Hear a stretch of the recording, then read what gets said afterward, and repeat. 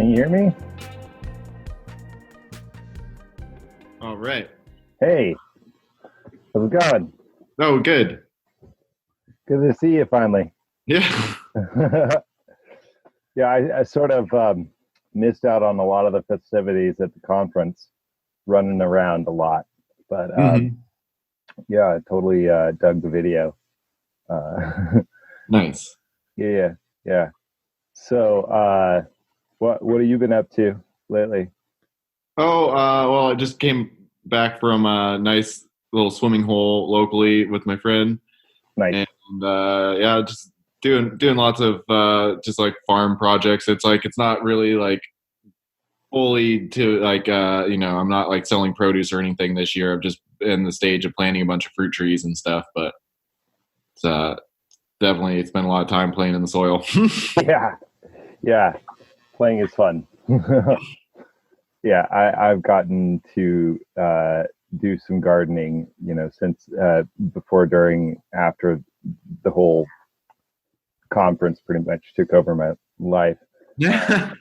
And but a lot of polyculture, and I got to use some of your tidbits. I went with my kid out to the forest and got some huckleberry soil. Oh, nice. And I'm doing so many other things. It's not exactly science method, No. not exactly lab science. So I can't tell if that or this or the other thing is doing it. But there's a little new growth, and it's doing something.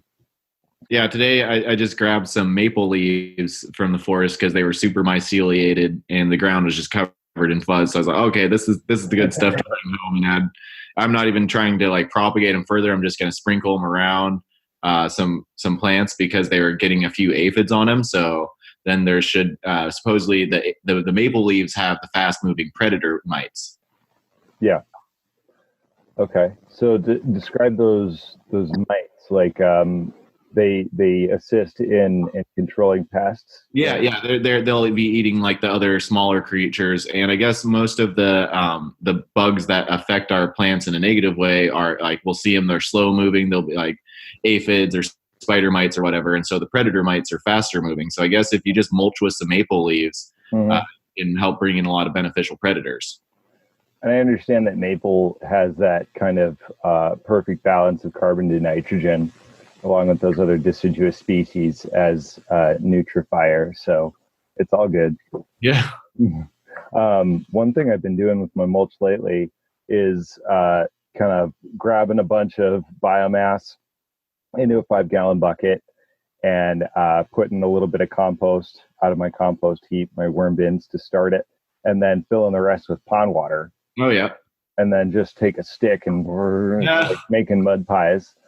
And it makes this robust tea, and it's really, really good. It's doing the trick. And then I get to take the mulch after, and it's all soaked. Yep. And pre-soaked, pre-activated mulch. It's all, and there's some like benefits to the aquatic ecosystem. The fish fertilizer. Totally. All the frog poo and. I've got red-legged frogs living out here in front of my house in the little rain ponds that I made outside my trailer. And then, I discovered a bunch of marine isopods in my compost. Yeah. Parts of my compost got aquatic enough that they persisted because I was using some pond water to water my compost. Nice. I was like, what are these magnets? But it's like life will find a way. Right? So I wanted to ask you some stuff. And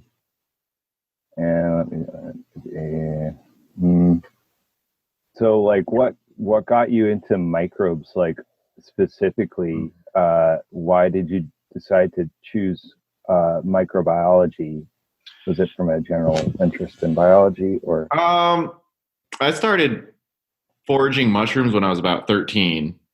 And so I've always kind of been attracted to this idea of like, trying to maybe sometimes transplant mycelium from one spot to another. And just, it's always been kind of interesting to see, break apart a log and, or, see what's the sort of is it yellow mycelium? Is it like a kind of moldish sort of thing? Is it white rot mycelium? And so for years, I've actually just kind of intuitively had started mixing stuff like, forest soil into my other gardening soil mixes. And so then I just started to also learn about other historical practices of this. And I knew, basically, there's lots of many ways to skin a cat. That there is definitely some things that I felt was kind of missing, that once I started learning about, like, basically fermentation and from things like beer brewing to making sauerkraut or kimchi, and starting to understand how much of that then can also be useful inputs for the garden. And so, like you're saying, like, you throw, so that the simplest, we can throw something in a bucket of water and make a sort of like, compost ferment tea sort of thing that way. And so, I like the analogy of, it's all just like arrows for our quiver. And so we just can take all the different ideas and stack them. And so then, basically I just learned bits and pieces here and there and started putting together a bigger picture. And then when I started learning, about natural farming ideas that were beyond just Fukuoka, because his approach was really great, but less replicable, I started learning about EM1 and started learning about the Korean ideas of the indigenous microorganisms and harvesting the microbes from the forest to create different cultures.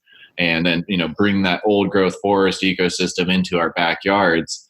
And so then that's been just like a big part of the last 5 years of my life, has been just learning as much as I could, and mostly through the internet, but there has been some connections I made in person as well. But you gotta say, the internet's great. The internet's a powerful tool. I mean, if you don't let it control you.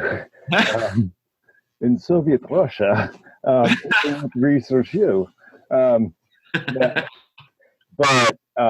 YouTube is the best science platform I think I've ever seen. I mean, it's so much more engaging than your typical lecture. I mean, short of the actual garden or an actual workshop, it's definitely much more hands-on, and I can't believe how much more dynamic it gives the whole community.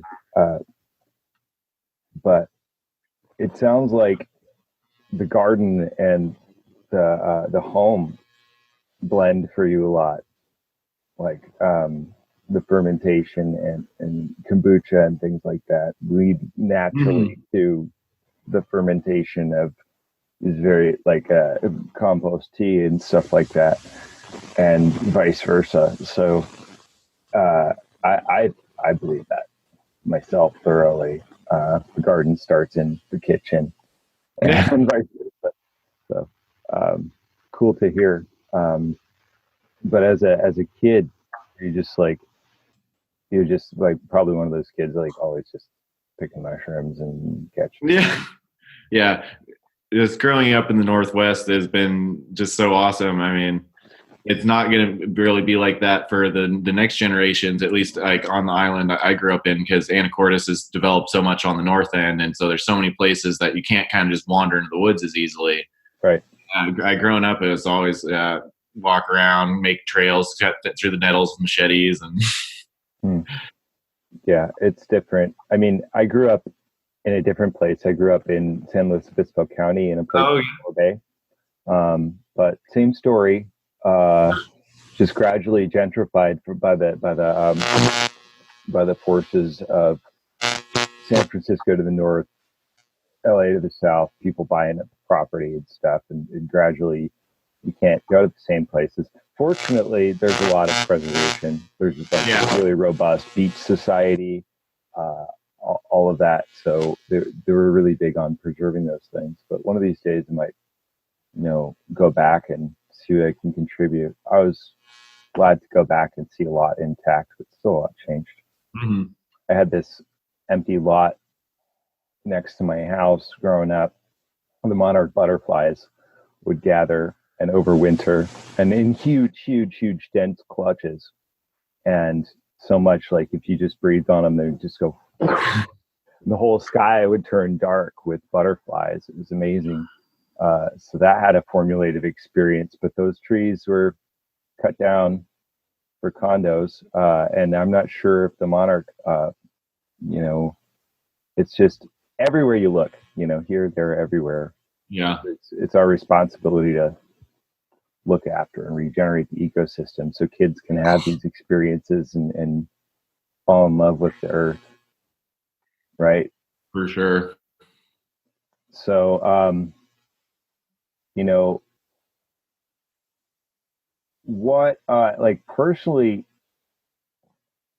as far as your health, did you kind of like, get into this? Everybody knows about kombucha, but, did you get into this kind of thing through the health aspect or through the gardening aspect or both at the same time? Would you Yeah, I mean, just interested in that whole, ancient philosophy of food as medicine. And so, and food from the garden is the best medicine. Yeah. Yeah. So what impact does having a balanced microbiome in your garden, in your surroundings, in your body have on your well-being? What have you discovered that way? Well, I mean, for one thing, just if we just look at your modern chemical-soaked landscape, that's not the sort of place you really are going to want to walk around barefoot or even sandal. And so it's like for me and my dogs, being like, knowing you don't need to spray dandelions with Roundup to have that green lawn, understanding like, oh, actually we want to be feeding all the pollinators. So that just like the feedback loop of knowing that we're fostering life in so many ways once we kind of take that chemical approach out of it. And even like my own little family history is I had a grandpa who worked for DuPont, and my grandma would tell me a story like, oh yeah, we had a mole problem one time and he just went into the garage and whipped up some chemicals and poured it down the holes and there's no more moles, and like that sort of mentality. It's just terrible. And so trying to, yeah.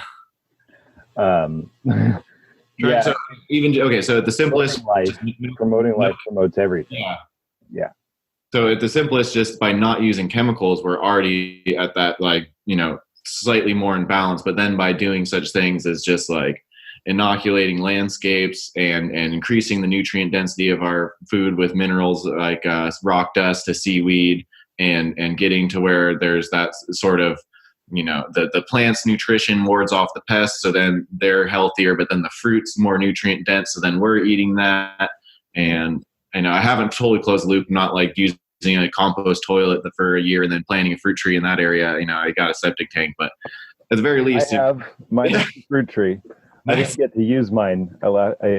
Somebody else did, but I'll touch base on that later. But yeah, it's easy to close the loop. If there's different quivers or arrows we can quiver with. These are just some of them. I have a similar story about my grandma, that I was in Florida and she was controlling the ants. So she put out ant poison, and I was like, Grandma, this affects the whole ecosystem. My whole upbringing with my mom, this wasn't my mom's mom anyway. It'll get everywhere. Nonsense. It infected or affected a mole cricket, not just an ant, a lowly mole cricket, usually not even above the soil, smelled it, came up, perfect food, ate it. And then this erratically moving mole cricket was out on the grass where we were visiting Florida. And I had my bearded dragon, this 2-foot beautiful lizard with me traveling, and he saw this thing and he ran for it. I had to sprint and stop him. So this, it's more than that was a story. It almost became personally destructive. But it's amazing how many connections there are and how easy it is to trip them up. but less chemicals is better. Like it would be all this good stuff is so good. It would be so much easier for everything to thrive if it wasn't fighting against glyphosate. Yeah, what if there wasn't aerial spraying of the tree farms with glyphosate, but like aerial spraying of indigenous microorganisms to help spread the old growth forest microbes to the tree farms or whatever? That's like right. and encouraging the mycology. That, I mean, what we know from this might even smack of geomodification, but what we know of how the spores contribute to the rain formation. Mm-hmm. You know, now spreading spores like that might even help bring the rain back. I mean, saturate the idea is to saturate the forest with the mycelia and the network, but that definitely would help everything. Yeah, there's a lot of stuff that we could do. I mean, eventually a glyphosate ban, is in order. A chemical ban is in order, not under this administration, but that'll help. So. But we also can't wait for politicians to change, because it's not. Won't be that much different from 2020 to 2024, no matter who's in power. It's both, so on the political note, I'm not political per se so much as policy. Right. Policy, philosophy, action, regeneration, regeneration at the core. Yeah. And there has been some frightening things under, Twitler about, what the shrinking of the national monuments or the stripping of EPA regulations thing.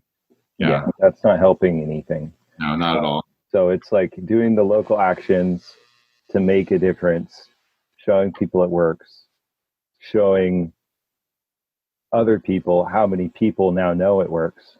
And that's how we trickle out to policy. It starts locally, or whatever they say, think globally, act locally, start locally, make a model, yada, yada. It's kind of like, we have to be efficient in our use of propaganda. Yes. And there's a lot of propaganda out there. It's just practically meaningless sometimes because it doesn't come bundled with the solution. A lot of people can't eat that with a spoon. Right. We need the proper noise to signal ratios, right? Sure. Fluff and woo woo. Yeah. Well, that's where it's like I like biodynamics, especially the idea of the farm as a living organism. But some of the stuff is a little too out there for people. So, I mean, even though I actually think that it's really dialed in, like I want to start studying the sort of lunar calendar and zodiacal calendar and how that influences plant growth more. But that is hard for nerds for this. Like, I mean that in all the best ways. Yeah. Super nerds for this kind of stuff. We'll go down the rabbit hole, obviously, but it's still like important to condense and collapse the wave in order to deliver it concisely, right? So that's always a challenge. And I don't know what that is, infographics, memes, those kind of things tend to, because even video doesn't capture it all. Not everybody watches all of every video. Right. Some people can't even watch video. Like I remember living off grid without much bandwidth. It's hard to remember now. I've got like hella bandwidth.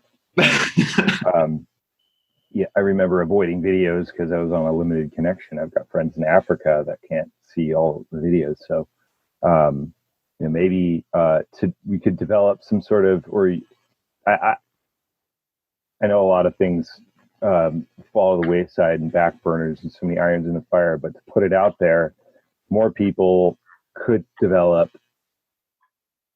conceptual maps, maybe graphical maps for the social media and stuff, Instagram and all that kind of thing, to bring these things together. Like, oh, hey, that's those things. On the Korean natural farming side, it was literally little infographics. That was the first introduction to some of these simple recipes, like a lactic acid bacteria serum or making a fermented plant juice extract. It was like either from India or the Philippines, but students of this guy, Master Cho, from South Korea. And so that was like these first little 5 images then led me down a further rabbit hole of seeing there's a whole little manual that's open source called Cho's Global Natural Farming. It's put together also by this branch of that organization in India. And so it is full of just like really simple graphics, big block letters. It's only 100-page manual or so, but it was just like totally opened my eyes in terms of how I could take all these things that are either just like going to be thrown in the compost pile, like eggshells or fruit scraps, and turn them into really high quality fertilizers that, instead of having to wait for something to decompose and then be used, you can within a week make something that's like either plant hormone extract, like the fermented plant juice that's made with sugar in plate. So as the inspiration was like brining sauerkraut, you massage some plant matter that you pick, and you want to pick it early in the morning if you're going after the hormones, because the plant makes the hormones at night. So you go up at sunrise and pick like the growth tips of like blackberry or stinging nettle or horsetail, or the most recent one I did was actually with the opening flowers of St. John's wort. So that's got a lot of the flower hormones, but also then the medicinal aspects. And so you mix it with an equal weight sugar and strain it after a week of all the juices that were sucked out by the osmotic pressure of the raw sugar. And so then you have this shelf-stable like plant hormone biostimulant, I guess is the proper term for agricultural world, because you can then spray it on your plants like 2 hours before evening time. And it will, if you capture things at different stages, then you can have a whole shelf of like, oh, here's my growth hormones, here's my pre-flower hormones, here's my flowering hormones, here's the half fruited extract that then can give that boost to the fruits. And that gets a little too complicated. I'm actually literally more doing these sugar extracts for herbalist purposes, because I really like the taste, and I feel it being a living sort of tincture. It has this like just this extra like boost from it that I've never felt from any sort of other like alcohol-based tincture or even a vinegar extract or something. So that's one really cool thing. Yeah, and that was one of those little infographics led me down this rabbit hole. And also, the very first natural farming preparation I did make from these graphics was the lactic acid bacteria serum. And it's basically like you're curdling milk to make homemade cottage cheese. And the only difference between just setting the milk on the counter to do its thing naturally is the stage of using some sort of like carbohydrate source, like rinsing rice for 5 minutes and then pouring off that cloudy water and then letting it sit open to the air for a few days. And then all the airborne microbes from your kitchen or outside, depending on where you set like this little like collection water, then you add that as your sour rice water to the milk to sour it. And so then the milk feeds whatever more of the lactic acid bacteria. So it then gives you a shelf stable culture of basically whey, and you can leave that in the fridge for a year, or if you want it in room temperature stable. Again, at Korean natural farming uses a lot of sugar, but they'll add a bunch of raw sugar, brown sugar, and the ratios are generally about 1-to-1, and then you have something that's stable at room temperature. Right, but as long as it doesn't stay sugar, like I'm trying to avoid the kinks. That sounds really awesome. So on that note, it sounds like almost like it has more to do with the conditions, the chemical conditions that you're introducing to your culture, almost than the bacteria themselves, because the bacteria will come from the ambient conditions. Yeah, like the room, the dust, whatever, like soil slips off your hand. Yeah. And it's just in the millions, and then you're setting up the milk, and then you're adding the rice water. Yeah, the milk's the food source for the organisms in the rice water, and so specifically, then the lactose is a perfect food for the lactic acid bacteria. Right. And so then once the shelf or the pH drops down to below 4, then you have a shelf stable, like batch of microbes, and that's dominated by the lactic acid bacteria. You also have a lot of yeast, but the idea that differentiates this from yogurt making or kefir or whey from cheese making is that you end up with like 10 times or so the amount of diversity of microbes, because these cultures that get used again and again and again, eventually it slims down. You got like the 3 to 5 species in your yogurt, or the 12 to 20 species in your kefir. or whatever, but then that just, they get adapted to that local environment of the cheesemaker or whatever. And so then they like those temperatures and their stability. And so by harvesting every time fresh with rice water, you're capturing the wild ones that are adapted to all sorts of conditions and dealing with extremes of temperature and all that. So it sounds like the adaptation has a lot to do with it, and like the maybe the gradualism of integrating this thing into the next thing into the next thing, allows these things to adapt. There was a story, I don't know if I'd be able to find the link, but a little while ago they took some sugar eating bacteria and put it in a vat full of milk, where typically that bacteria wouldn't be able to digest it, and just but it still got digested and life got away. They God knows what, maybe they found some DNA in some of the lysed immune cells or in the milk or something, and figured it out. It's just there's a million forms of terminology for how that happens with the plasmid and all that kind of stuff. Bacteria adopting genetics into themselves, horizontal gene transfer and that kind of thing. You just don't even know. I look to this as like, it makes me think of what bacteria could do about plastics. Obviously not an excuse for developing plastics any further. But, it's some silver lining. There was that was,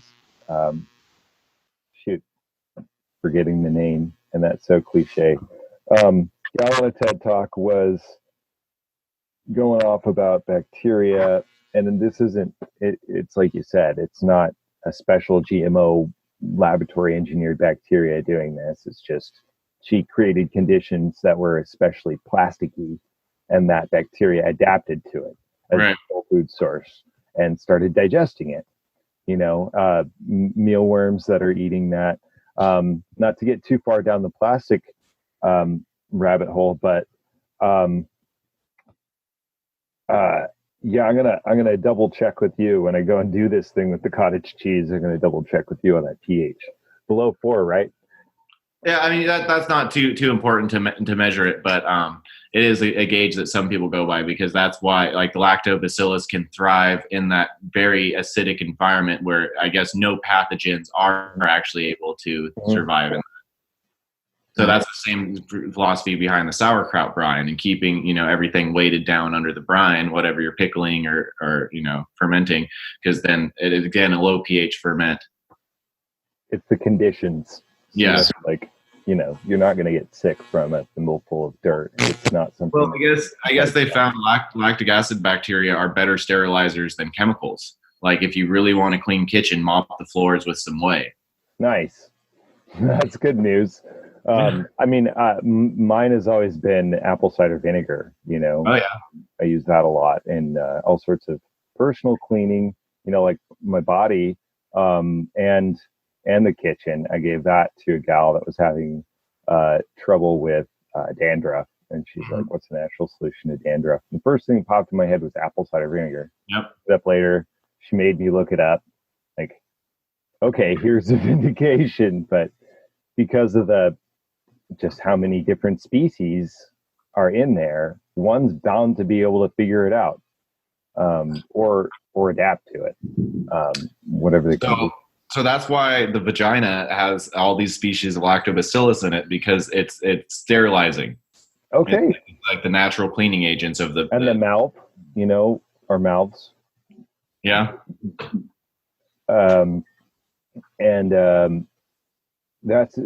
It's interesting that the different species, the different groups thrive in different areas. I think about extremophiles a lot. Yeah. And I was developing, I call it a microbial power cell. It's a solar photosynthetic photovoltaic power cell. And some other people have done stuff like this. This is my own kind of homespun open source version. But basically, microbes do so much. You just be amazed. They breaking down and rebuilding metals, making the gold in the mountains. Magnesium deposits. The sediments and the rocks that fell from Mars that we think like those probably aren't actual nanofossils, but they found nodes, they call them blueberries, of magnesium deposits and different forms of deposits that only form in a pond-like environment, like at the edge of a pond, and it's bacteria poop, basically. So people were debunking that, and this stuff is how I got interested in microbes as a kid, nature kid watching space shows. Like, nice. I can go out and research aliens, basically. I want to be a xenobiologist too. Yeah, cool. You should install Subnautica or Space Engine or one of these and get it. I don't play video games all the time, but I have these. There's some cool stuff out there. Still, the coolest things you could find are in a tide pool or even like a hot spring. Or even in your shoes. So, did you get into micro through myco or the other way around? Yeah, I'd say mushrooms and even a large part like psilocybin mushrooms were the kind of rabbit hole for me to want to crawl around with my eyeballs close up at the tree roots, staring at the dirt. Cool. I mean that's popping open too. Like now it's being decriminalized in so many places. I feel like I could talk about it. I highly feel like, yes, mushrooms taught me that the web exists. Yeah, reverence for nature and symbiosis with the things. But actually, at this point, I try to explain to a lot of my psychonaut friends that the true unlocked potential of humanity lays at least in this current era, in the psychobiotic realm. Because once again, the lactobacillus, they're the super helpers, and they're able to produce 40 to 60% of our gut bacteria. And I missed that word because I just got interrupted slightly. Our serotonin, 40 to 60% of our serotonin, dopamine, and gamma-butyric acid, that sort of all these neurotransmitters, is produced by our gut bacteria. And so that's for me, I feel like the most holistic aspect is being less depressed, less full of anxiety from just gardening and making microbe teas and cultures. And there's huge potential, I feel, in the psychobiotic realm. I've seen studies on it for depression, PTSD, anxiety, bipolar. So we're having this. I had a conversation with Frank Sanborn recently, and he's been researching some cool stuff, and he's worked in trauma therapy in major disaster scenarios for FEMA and stuff. And we were talking about exactly that, about this and that, and how microbiome connects. And even it's such this full circle. It's supposed to be a virtuous cycle. It can degenerate into a destructive cycle, like the imbalance of bacteria creating the dopamine, creating the stress, creating the cortisol, resulting in different conditions in the stomach, creating more bad bacteria, and so forth. But we can totally turn that back around. I used to do a lot of research, psychedelic research. I mean, a friend of mine told me about his psychedelic research, and that's the same conclusion. It just basically led me back to, holistic therapies, holotropic breath work, ayahuasca, psychedelic mushrooms, and all of that, meditation, communication, energy healing. Every time I'd go in, it's like, you can, there's this little voice. So, you can get all of this by just getting in the zone and putting your fingers in the soil and staying dirty. Right, but it's also like, again, like, more arrows in the quiver, and this aspect of it is just like the dialing in of the human nervous system and body awareness, and so trying to get aware of like the cell that is at the very tip of our finger and realize that has a consciousness, and it's not just, we're just a colony organism, and that there is like a lot of language and communication that most modern humans are not able to do with their bodies because of antibiotics or because of trauma or whatever. So the epigenetic potentials of biohacking with psychobiotics is one of my favorite topics. But also eating mealworms. We really need to start eating raw mealworms and stuff, because then we'll digest maybe we'll get horizontal gene transfer or inherit the mealworm bacteria if we just start eating raw, and then we'll be able to digest some forms of plastic. Is that based off of what I said before, or well, I've been saying for a few months now, but I've eaten mealworms. I want to throw that in there. No, I'm with you there. I just hadn't eaten them. I tried them raw, and they're not. Oh, did you? Okay, you're ahead of me. No, I raised some. I actually, not mealworms. I got a bunch of superworms, and unfortunately, they don't breed so fast.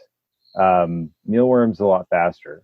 And so we did a batch, and you fry them with butter, and you add a little honey while they're frying. Nice.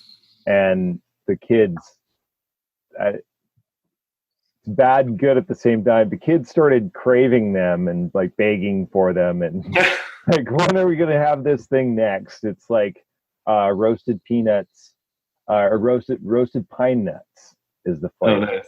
Yeah, so honey roasted pine nuts is what you're looking at. That's awesome. If anybody's got a problem with the texture, I'm like, land shrimp. It's land shrimp. Cooked, you're not going to inherit their bacteria. No, but as a food source, it's right on. And I can see maybe, it's just eating them. They were kind of sour and squishy and not very much fun to eat. Exactly. Grasshoppers on the other hand, no, I'm just grasshoppers, when you cook them, taste like a grass-fed steak. They were delicious, actually. I'm a bug eater, confessed bug eater. I went there. That's how committed I am. But the cool thing about bugs is it's almost 100% conversion of plant matter into protein. Edible protein, bioavailable, more bioavailable than fish or any other thing.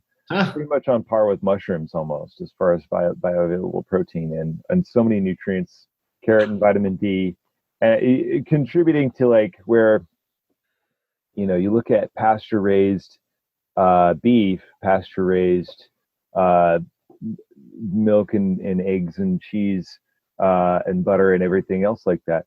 And again, it's better. Like, now we know the cultured butter is better, the cultured cheese is better, and the fact that these animals are out there in a natural field eating bugs. You don't think cows eat bugs?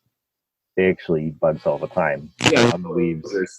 Yeah, they're just they don't look everything, so they're all getting all those minerals, all of vitamin D. That's how I feel. Again, more life, more integration into the ecology. Cow out in a pasture, natural prairie is so much better than a CAFO cow in so many ways. But I don't know if you're vegan, or I know a lot of vegans. No, I like Weston A. Price's philosophies on when he had looked at the teeth of people all around the world, because he was like the dentist in Ohio. If you're familiar with the story. Weston Price, yeah. Was he there was a book about remineralization, global remineralization. Yeah, he was friends with Albrecht, and Albrecht was also preaching similar things about, like even the spinach in the 50s was so mineral. I've seen those pictures, of those teeth and those people, and it's amazing what happened after they got our diet. So what you're saying about with the grubs really remind me of what he's saying about cultured butter, fish oils, animal organ meats. Mm-hmm. I bet the grubs are probably one of those really high sources of things like vitamin K2. Yeah.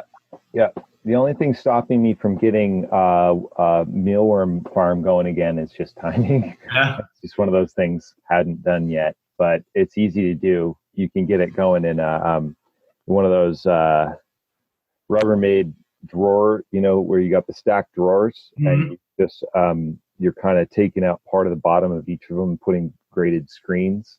So the different, kind of like a worm bin. yeah, the different, and you feed them wheat bran, biomatter. I'm sure you could find a million different just cellulose, and they just process your cellulose and turn into food. And then even if you don't eat them, chickens, yeah, totally. Live mealworms from the chickens. And I better get back on that. Yeah. Yeah. So, we've had such an awesome conversation. I haven't looked back at the questions. No, it's all still relevant though. No agenda. I do that. I come back and forth between these. And this is like a skeleton here, a backbone to come back to. So you're talking in your presentation about the waterways and the balls, what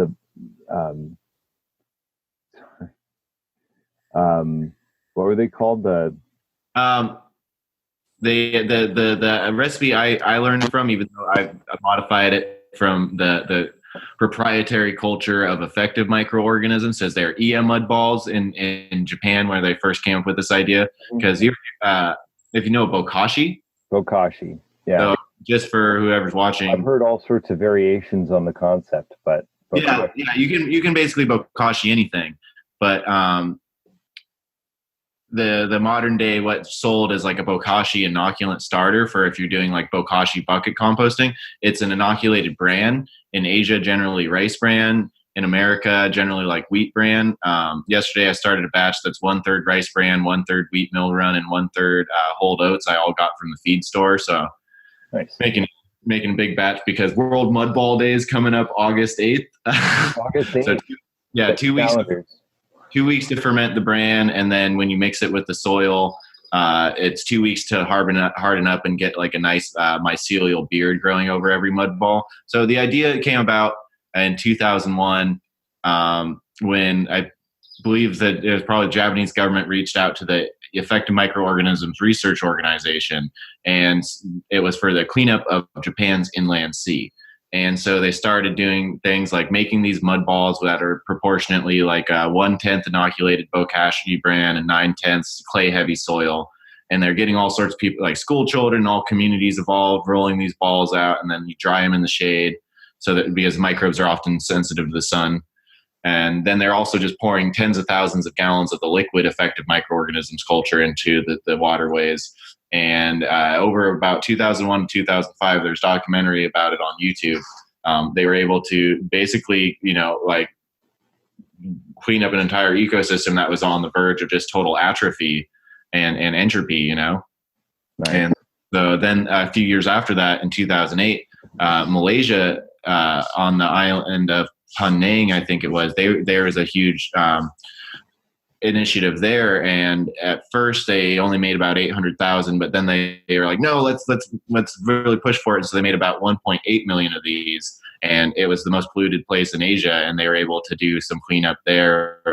But this is like a band-aid. If the industrialization still just pouring shit into the streams, it's only a temporary fix, and not even a temporary fix really, but it is. We need as many band-aids. We're like the little Dutch boy. We're like the little Dutch boy, like trying to put our finger on the dam right now, right? Yeah.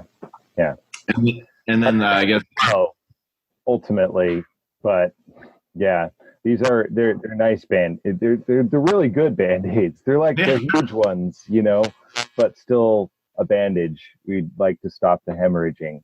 A tourniquet maybe, but shoot, it's like you got to do what you got to do. So yeah, you can't just. So possibly, it's paralyzing unless you take action. Possibly like the most coolest thing that has come into my life since the Earth Repair Conference was someone randomly contacted me that lived out on San Juan Island because they use EM1 and bokashi in their garden, and their friend's an ag consultant for the Tulalip tribe, and we're explaining that this has been used on large scales. It'd be really cool, if maybe you could pass this sort of information on the tribe. But then she kind of got out of her depth. And so then she contacted me because she knew of my website and stuff, and was like, my friend's looking for a consultant possibly, or, do you know anyone, or could you be that consultant? So I passed on some newspaper articles and scientific studies done using either the mud balls or just the EM culture.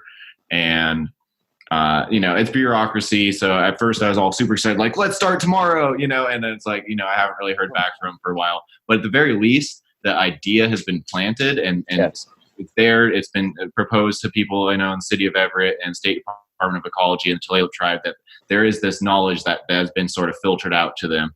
And so I just, hopefully, they don't get bogged down by the legal details and paperwork, because it's like, we can't really wait too much longer on any of these things. People are like, oh, the orcas are dying. Oh, where's the salmon? Well, it's like, okay, stop industrialization, tear up all the concrete, replant, stop clear. And it's like, we just got to stop progress. But it involves basically completely redesigning our whole civilization in every way, shape, and form to move away from the rivers. Arguably, now that we've got the ability to decentralize our water supply, why are we still clamming around all these river mouths where there's a riparian ecosystem? But you go to New York City or any of them, all these giant cities on rivers, on major rivers, where civilizations set up shop. It's hard to tell a whole, like, several million people to just move. And so that's the challenge moving forward, even like technically, socially, culturally, you have to convince everybody, or not. Convince is such a bad word. That in English, literally, the etymology means join me in my victory. So I don't, sorry. But join me in my victory over you. Convince. Can we province each other? Yeah, province. That's maybe actually the word province might be. Oh my God! See, these words already exist. Bastard amalgam of conquerors and workings, and so. But to reach out to people and get them the information, and get their noodle cooking about it, get it in there. Sort of like you're planting one of these inoculants into your green culture. Your sauerkraut. I saw a kind of a little meme graphic thing that summed up part of this idea. It's like we have 21st century humans being taught like 20th century ideals with 19th century logic or something. Oh God. So I feel a lot of the older generation, and I didn't feel that at like the Earth Repair conference so much, but like in terms of just the average person that's my parents' age or something, they haven't quite grasped what open source really means.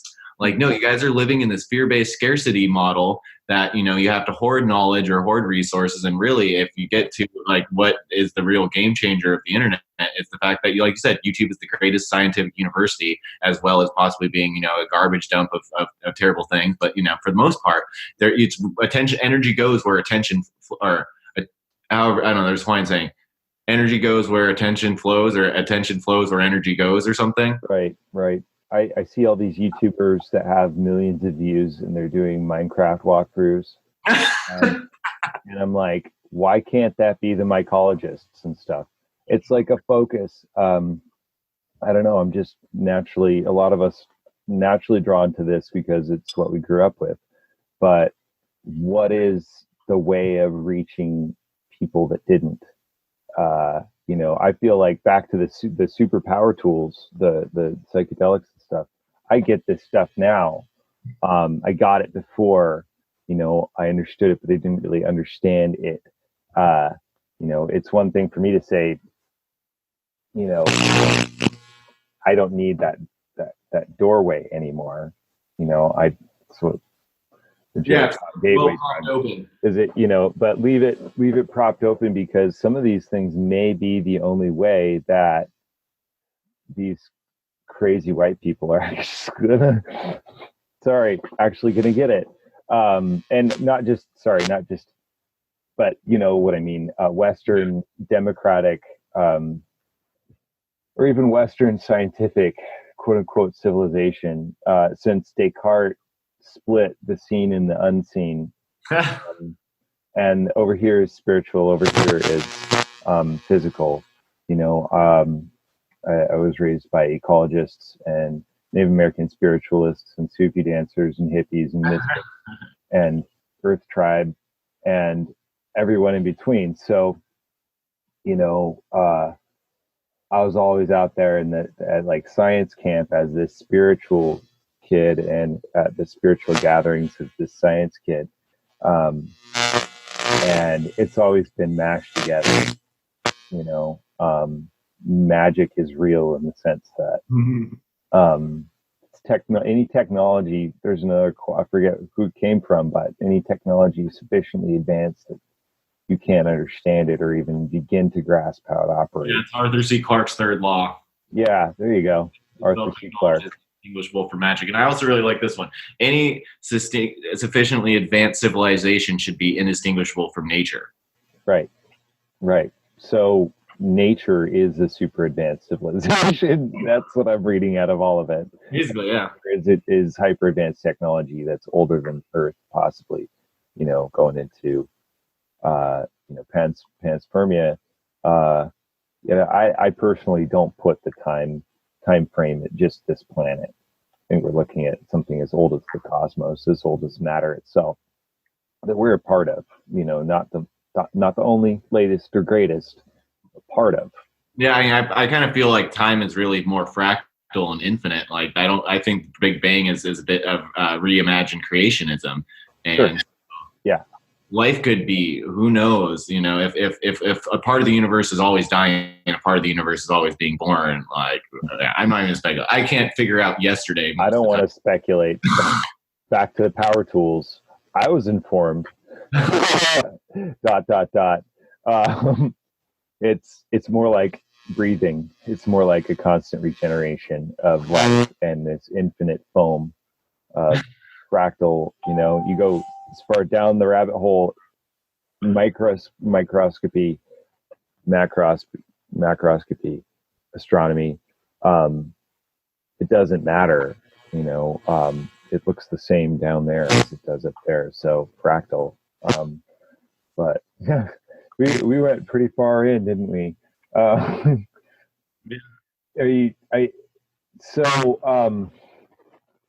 We got to do this in person sometime. I need more friends that are cool. So, and when I was at Global Earth Repair, I've run this experiment a lot of times. Everybody's weird. They're just in hiding. Even the normal ones. You just don't know them that well yet. They're just in hiding. And I talked to 98-year-old men that were like retired Royal Canadian Air Force about UFOs. And they're like, well, actually, I haven't told anybody this, but like as a thought experiment, how about I've never had this experience. I've read all these books. I've seen all these videos. I've seen the radar reports and stuff. I'm like, how about if I just I've never met a person of his background before. What's going to happen if I ask the first person with this background what his background is? Lo and behold, it tells me a story about Foo Fighters. So that's on the alien note. I'm doing this show, Regenerate This, and it's going to sneak that stuff in there. I feel like I went and did all of that, and I pursued that, and I got lost in that rabbit hole as a kid and as a young adult. But they all ended up telling me, you don't look for 0 point energy right now. Just figure out the living technology all around you, and learn more about moss and mushrooms. And that's what you need to do. That's hyper advanced nanotechnology in your own backyard. You don't need a particle accelerator to change the world. Well, this is where, yeah, like my own feelings on alchemy and everything is like when I discovered that I could be like fermenting plants in my backyard to feed them to other plants, I was like, this is great alchemy, Yep. And the emergent property of you end up with plus, there's Syntropy. What was that called? Syntropy, and the opposite of entropy. Syntropy? Yeah. Opposite of entropy. Yeah. It's like that life does the opposite work of entropy wherever the conditions are right. Life tends to bring things together. On an interesting note, in physics, they say that, like, if you look for evidence of time, that time exists, time doesn't exist. And anything that's written into the mathematical laws of the universe, except in the context of entropy. So life is a time machine. DNA is the Akashic records. You said it, I didn't. Okay. Yeah. So back on the subject of nature farming, there's this guy, Vinny Pinto. He lives out in the East Coast, and he, in like 2 years, became an expert on EM1 related consortium of microbes. And so he has a really cool thing on the internet that is called syntropic antioxidant microbes. And so he divides these microbes into like 4 categories: SAM1, SAM2, SAM3, type 4. And what he's talking about with syntropic antioxidant microbes is consortiums of microbes that are doing more together than on their own. And so it was certain things like EM1 that got him down into this research. And so that's also the theory that the Dr. Higa, who came up with the EM1 consortium, has, is that, it's got the lactic acid bacteria, it's got the yeast, but the most powerful thing that's kind of what those other 2 orbit around is the purple non-sulfur bacteria. And those are like the sort of bacteria, they're actually archaea. They're in that own unique kingdom that's between bacteria and fungi. And so these archaea, like cyanobacteria or purple sulfur bacteria, purple non-sulfur bacteria, they're what created our oxygen 1.5 billion years ago. They took that methane atmosphere, that hellscape that was planet Earth, and made it nice for all the rest of us. So some people consider them basically like the blueprint microbes. So you get, and if you ever look into research of Dr. Higa or this guy Vinny Pinto with his syntropic antioxidant microbe consortiums, it's like, what they're saying is the most powerful bacteria we can actually be working with are these photosynthesizing bacteria. And again, they're archaea, not bacteria, but it's just the older terminology. Photosynthesizing extremophiles. Yeah, exactly. Photosynthesizing extremophiles, the one that can live at the ocean floor, in the hot springs, probably 10,000 feet up in the atmosphere, helping sporulate and seed clouds. Because I think it is a Pseudomonas that is the cloud seeder. And then the bacteria that's in EM1 is Rhodopseudomonas palustris. And it's since the 1930s, it's been widely used, these sort of purple non-sulfur bacteria in cleaning up of manure lagoons, chicken waste ponds, and all that sort of thing. There's patents. One guy, Jim Martin, was selling stuff all over the Southwest and Texas, and there's still a company that I think 4 different companies still selling variants of this Jim Martin stuff that he called the living water. And so he was doing some sort of fermentation with lactating cow milk, which is interesting because then there'd be all that lactobacillus in there. So it was lactating cow milk. He'd add yeast and algae, and then do this almost 2-year fermentation with a series of things. And it's there. You can look up a patent on Google from like 1950. But basically, had this almost 2-year process where he ended up with this odorless, colorless water he called the living water, but it was so somehow enzymatically alive that it wasn't even supposed to really have much microbes in it, but it enabled the microbes to reproduce 1,000 times faster. And there was a story, he like went to like a chicken like farm, and there's like 8 feet of sludge in their sewage pond, and he poured some of the living water in it, and 8 feet of sludge supposedly got eaten in a day. Nice. I don't know. There's some claims that have been made on such things as the living water or EM1 and other syntropic antioxidant microbe consortiums. That seems like fluff and woo to some people, but no, it's like they truly are that powerful. There are just things that almost seem miraculous that the microbes can do. And again, on the earlier subject, we were talking about like whatever mutant abilities of finding new food source. That's what we're seeing with the plastic degrading microbes, whether bacteria or fungi. They're mutating for a new food source. It's like Hydrocarbons, well, alcohol is a hydrocarbon. Microbes make alcohol. Plastics, like whatever, like there's all sorts of like polymers in nature, cellulose, lignin. Those are basically complex bound up sugar chains, and so the microbes are adapting to slightly more complex sugar chains. But yeah, they're the cleanup crew. They're the janitors. Well, there's all the toxins too, but I even wonder like what microbes could do about that, because it's just like what it all adds up to is the microbial dark matter. Yeah, you've probably heard of. It's just it all adds up to we don't know. Yeah, we don't know. Versus what we do know a lot, but versus what we don't know, still don't know a lot. And so going around saying we're sure about this or that is going to happen, we just really don't know. That again is not just drive home this theme. It's not a call to keep living the way we're living. But even if we take, for instance, a beneficial element like zinc, essential to human and animal and plant health, and certain, like Paracelsus said, everything is poison. It's merely the matter of the dosage. And he didn't say that. That's just a rough approximation of something he said and translated. But the point is, like, zinc can be toxic to soils, but then if you have a microbial buffer instead of chemical-based agriculture, you can at least remediate that zinc through the chelation process, where enzymes get attached to those molecules and make it so at least it's not being taken up in toxic amounts.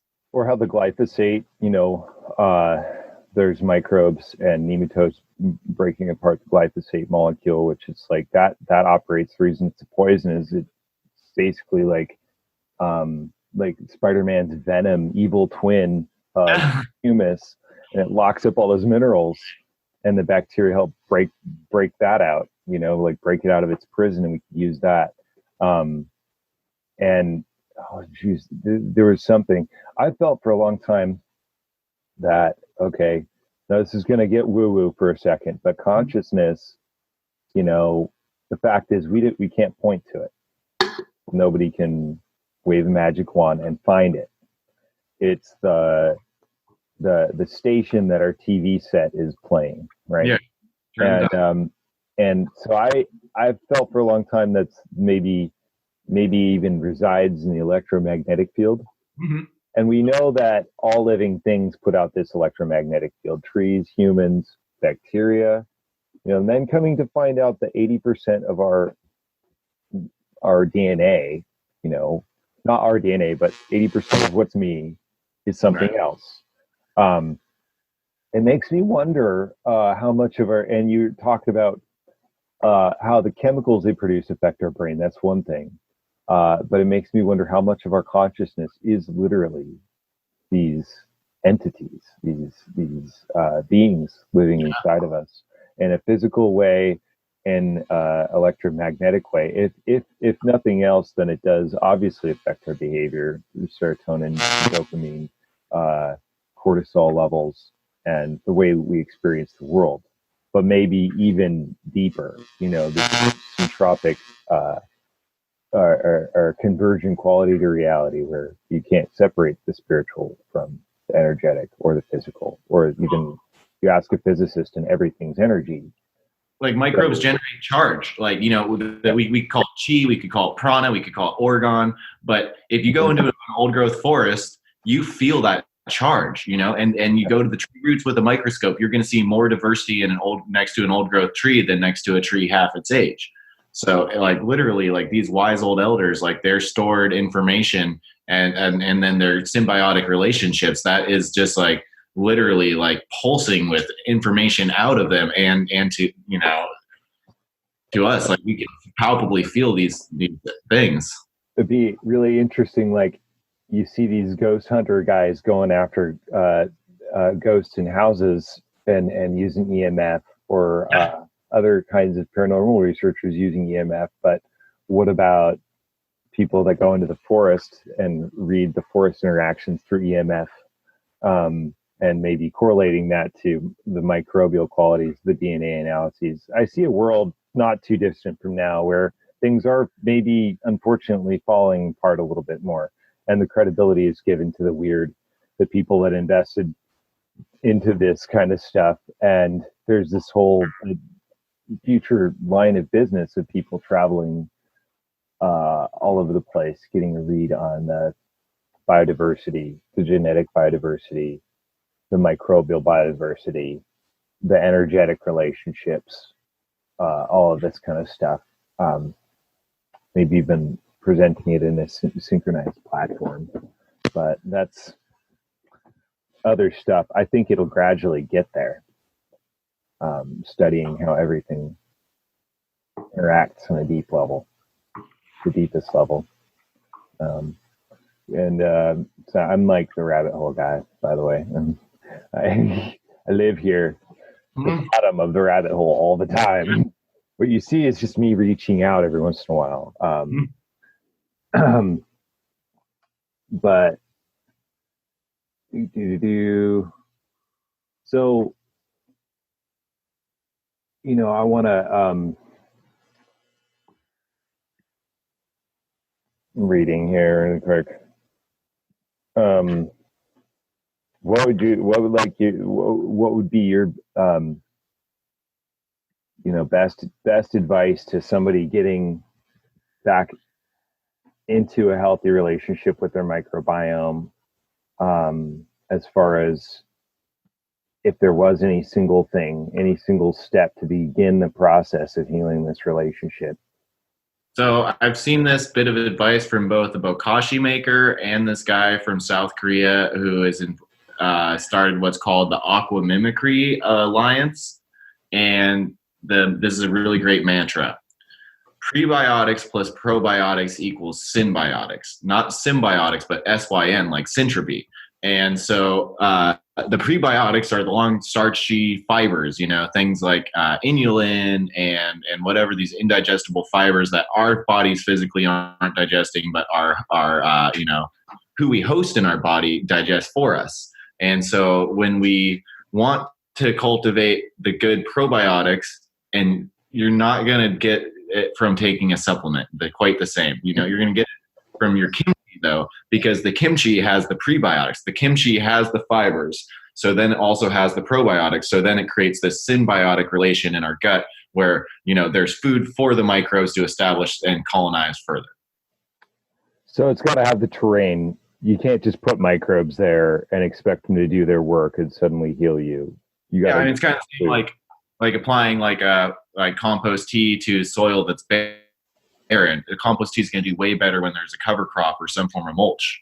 Then there's like a place for the microbes to establish a foothold, or like bokashi brand. There's already a hotel or biochar, something that they can have a food source and a home, right, and spread it further. You can't just move out into a blank slate without so much of it as a frontier cabin. Got to set up shop. Yeah. And then you can move in. So, eating taking a pill for probiotics seems so weird, and ineffective. So it's, eating the kimchi. How do you, and cottage cheese. How do you feel about, like sour cream and stuff like that? Are a lot of the sour creams that are on the market good for their probiotics, or? Well, okay. In terms of those sort of cultures, like less so probably the cultured butter, but if we look at sour cream, yogurt, kefir,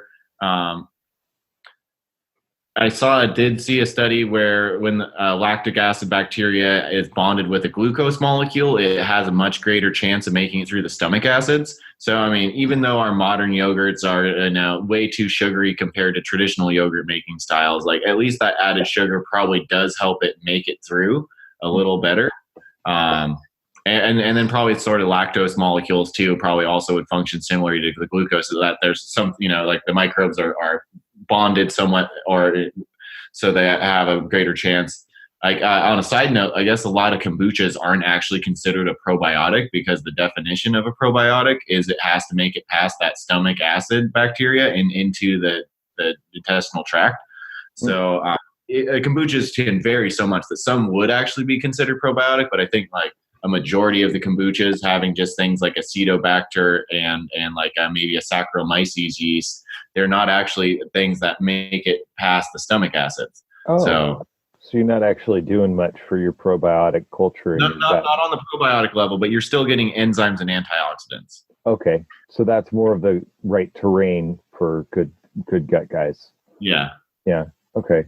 Um, and I use a lot of these male prawns. um, good gut people, microflora, gut bacteria. Um, it's funny thinking about them like little friendly people, and if they're happy, you're happy. They got little smiles on. Um, I eat brown bananas. Okay. Bananas that have a little bit of spotting, and I don't like to eat them before that. I feel like the chemicals, you know, whatever's in a green banana still, or partially unripe banana. It's just like my gut is like, no, that's not the right stuff. That gets a banana that's partially digested, full of the good bacteria, and all the sugars are in the right zone. Everything's perfectly balanced, and my belly is just like, wow, party. So that's one of the things I do. I like kimchi. I have a partner that sometimes overuses it and puts it in all sorts of inappropriate places. So I've got to heal my relationship with kimchi a little bit before I jump on board again. I totally get the concept. I've got to do the thing, you know. Yeah. Integrate it. It'd be cool. Do you know any good places to sneak kimchi into recipes on the side of things that it goes with? I mean, in Asia, I guess it was just generally an appetizer all the time, and they'd have so many, like over 300 variations of kimchi, and that still exists. That there's all, and that's also part of like why the miso soup and stuff, which is also fermented until it's heated, and so it's still even heated have all those antioxidants and enzymes. But yeah, I love miso. like myself, actually, I don't even eat that much fermented foods. I am kind of, I know I like home brewing, and I like my wild crafted, wild fermented beverages, and some store bought ciders and meads.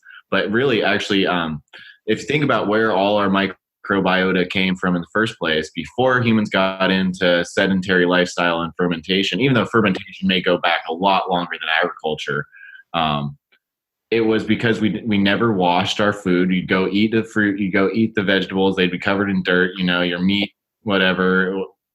You get that pack of dirt. Yeah, everything was in touch with like the soil communities. So that's what initially where, like you're saying, the cows don't discriminate. They eat bugs, it's like same with like the early humans. Like that's where we inherited all of our stuff was from the soil, all, like the humus, the human connection, right? Right.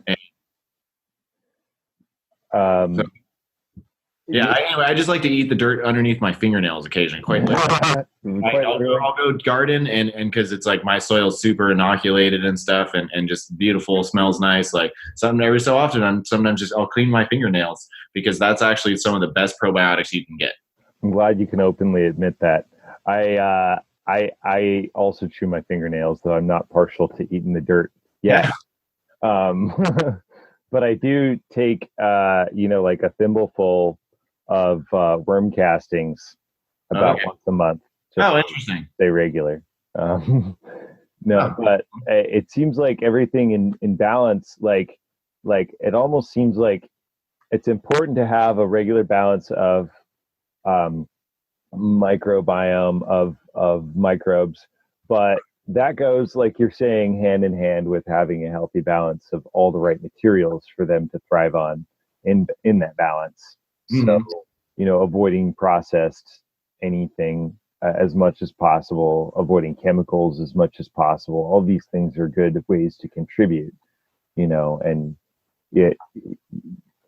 even if you're not directly ingesting probiotics or fermented foods directly, by not participating in certain things, you are contributing to your microbiome by literally not killing it. Right. So was gonna ask this other thing, like, when Superbugs came out, what was your first reaction when you heard about Superbugs? Nature bats last. That's one of them. We could probably use a good plague by now.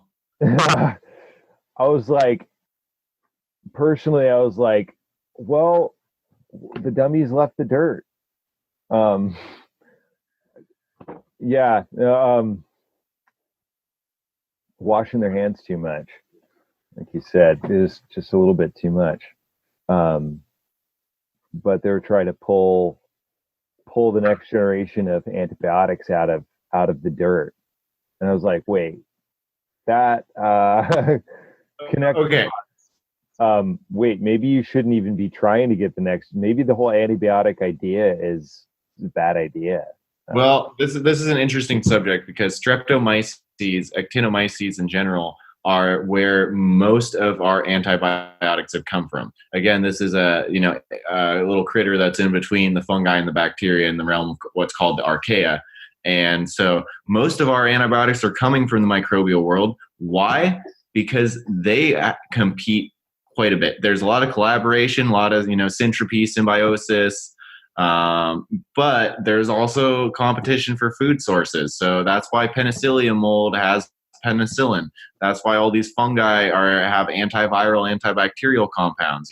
Bacteria eat fungi, bacteria get eaten by viruses and all this sort of stuff. So in that complex world that we really have such a limited understanding of, it's like there's some battling going on. Sometimes it's like a dance, sometimes it's like a battle. I'm sure there's dance battles as well. Yeah, capoeira. It's the closest thing to a dance battle I can think of.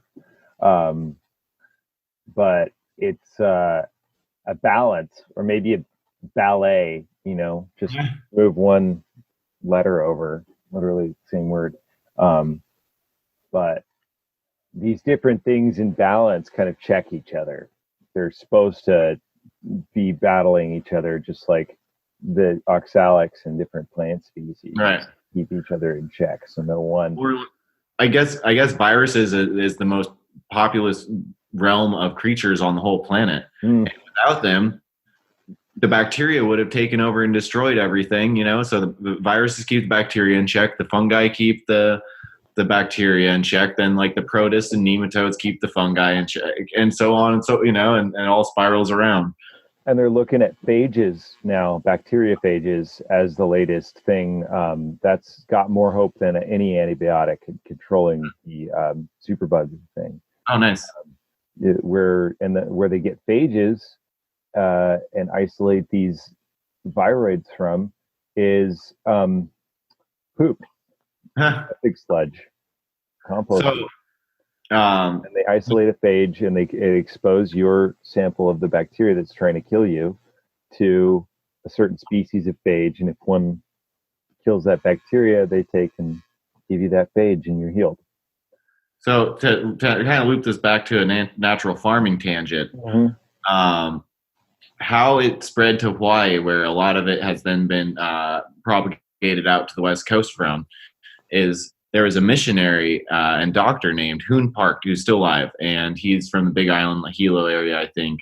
And he was on a trip out to South Korea, and he started asking around, like, why do these like chicken farms and pig farms not smell? And so they explained, oh, it's the IMO, it's the indigenous microorganisms. We use all these sort of microbes in the bedding. They put it in their food, they put it in their water. And so it's just totally, unlike our factory farm operations that just pollute everything downstream, they could actually and potentially have beneficial runoff. Right. Like the elderberry soil, you were saying something about the elderberry soil. I don't have any elderberry nearby, but are there other species that you can get certain kinds of microbes that do that for you? Some of the best cultures I see pictures of from this technique of capturing the microbes using a basket or a wooden box with slats cut in the bottom of it and put into like the forest. The bamboo, it seems in places like Hawaii and Asia and other places where bamboo is probably a little more dominant, that seems to have the really awesome microbes because of how fast it's growing. And so those sort of things, those plant species that are really able to put on the biomass, they have to have those really interwoven microbial networks in order to be harvesting the soil nutrients. And so, yeah, I would look at that. I think alders have given me some pretty good collections, whether I've been making a liquid culture or trying to capture them with the buried rice technique, which just a little brief thing that wasn't really probably, I think, so much in the other video.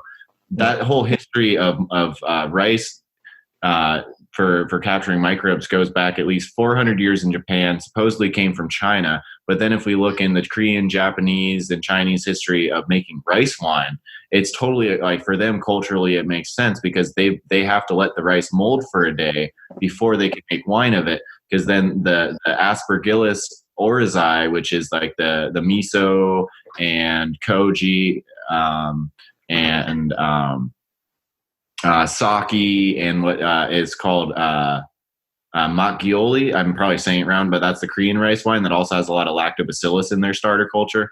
But this Aspergillus oryzae is able to what's called saccharify the starches. So the starches are too complex for the alcohol yeast to break down. So they have to let the rice mold for a day, and then the secondary fermentation can happen by the alcohol yeast.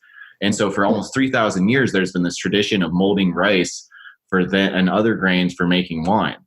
Versus in the West, we sprout the grain, and the earliest forms of beer is like chew it up, because the whole process, all these three processes all rely on the amylase enzyme. So that was kind of a missing piece after a few years of burying rice to capture microbes. When I started reading about the history of rice wine making, I was like, oh, this makes perfect sense culturally and sounds really esoteric to Westerners. It sounds like it makes sense, though, too. I mean, there's a whole lot of trouble that Westerners go to keep their hops dry, or keep their malt dry. In order to, they sprout it, and then they have to keep it dry, and it's considered ruined if it gets taken over by anything. So it's really, really interesting, though, that the microbes from the soil get in and are actually key to something we wouldn't normally think of as connected to the soil, but that's how you get sake. Pretty clearly. Very valuable stuff. There was a little bit in the video about the brown rice method. But and maybe that it was very, very old. But I'm more curious, I'll go to the website and look more in depth on the exact how-to of it. But do you have to use rice specifically, or can you use any number of different surfaces to inoculate, right? Like the clay pots or sticks. The thing about using a basket, whether you were putting oats or rice or whatever in it, is that there's breathability. So one of the most common mistakes I've seen on the internet in the Korean Natural Farming Facebook group from people all over the world is that they'll like try to put rice in a Tupperware or some other sort of plastic container, and so there's not that porosity and breathability, and then you're kind of capturing these ones that are going to be maybe a little more stagnant, more anaerobic. Yeah. Even though not anaerobes aren't bad. Like, and the thing is, there's this whole realm of the things like EM1 and the sauerkraut bacteria and the yogurt bacteria, that all these lab and yeast, that they're facultative aerobes or also facultative anaerobes. If they just call them facultative microbes, and it means that they're able to be on the surface of the cabbage leaf, and they're able to be in the brine, without any oxygen. They're able to be on the surface of the fruit, and they're able to be in the wine. Adaptable. Yeah, they multifunctional. Great. Or stacking functions. Yeah. Permaculture. Cool. Well, I'm starving. Totally. And I got to get back to reality, but this is awesome. I'm going to get a lot of good stuff out of this. And we got to do it again. That's for sure. Maybe meet up in person at some point. Do you ever come out to Port Townsend or Port Angeles, or at least once or twice a year? Is it Yeah. Anacortes is where now? That's Like if you took the ferry from Port Townsend to Whidbey Island, Anacortes is on the north end of Fidalgo Island, which is just above Whidbey Island, like Deception Pass. If you've ever been across the Deception Pass Bridge, then you're 15 minutes from the town of Anacortes. that general area. Yeah. There's so many. It's like the Five Cities area, but of permaculture sustainability people. And I'm all the way out here. I think closer to the nexus of the forge. But yeah, we gotta kick it. I'll let you know if I'm in the area or something. Meantime, is there anything particular, minus the woo woo or the asides, that you'd like me to get rid of out of what we just talked about? If I was to go and edit up for the channel and stuff, is there anything you'd like me to scrap? Or I don't know. I mean, it's all seemed pretty good. I mean, for the most part, fairly relevant and on topic. I think you have a pretty discerning judgment on this. So sweet. I hope that we'll have future conversations. I'm going to go eat some beans. Yeah. Bye. Thank you.